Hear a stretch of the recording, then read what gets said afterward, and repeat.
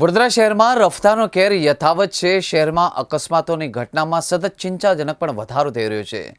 આજે વાઘોડિયા ચોકડી નજીક આવેલા બ્રિજ પર વધુ એક જીવલેણ અકસ્માત સર્જાયો છે। અજાણ્યા વાહનની અડફેટે આવતા બાઇક સવાર બે લોકોના ઘટના સ્થળે મોત નીપજતા ભારે અરેરાટી વ્યાપી હતી।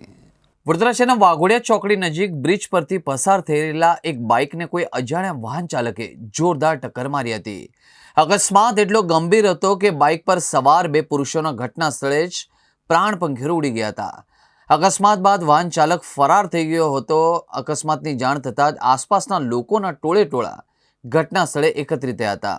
બનાવની જાણ થતાં જ કપુરાઈ પોલીસ સ્ટેશનનો કાફલો તાત્કાલિક સ્થળ પર દોડી આવ્યો હતો।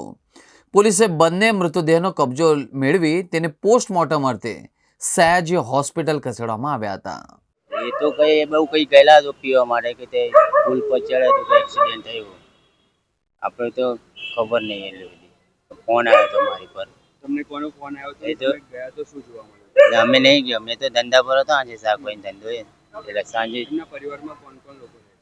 એમના પરિમાં એમનો છોકરો છે, એમની ઘરવાળી છે ને મારી માં છે। એ કઈ જતા હતા અહીંયા બાઇક લઈને, બેન ભાઈબંધ જતા હતા। પછી તો પછી ફોન આવ્યો મારી પર, ત્યાં આવું છે એક્સિડન્ટ થયું છે। કઈ જગ્યા બનાવ બન્યો? હા, તે વાગડે ચોકડી છે બ્રિજની ઉપર।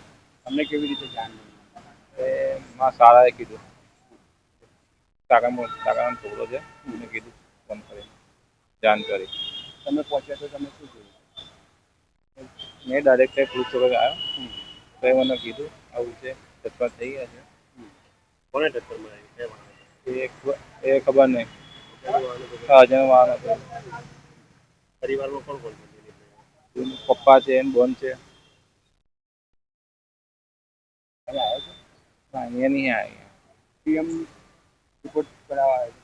હા, પીએમ હવે આ ઘેરેથી કઈ શાકભાજી લેવા નીકળ્યા હતા એવું કહેતા હતા।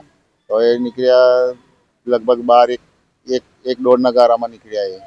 તો ત્યાંથી હવે એ બાજુ કઈ બાજુ શાકભાજી લેવા ગયા એ ખબર નહીં, પણ એ આ ઘટના ઘટી એ બ્રિજ ઉપર। તો ત્યાંથી આવ ખબર પડી કે આ એ ભાઈ તઈ કોને ટક્કર મારી?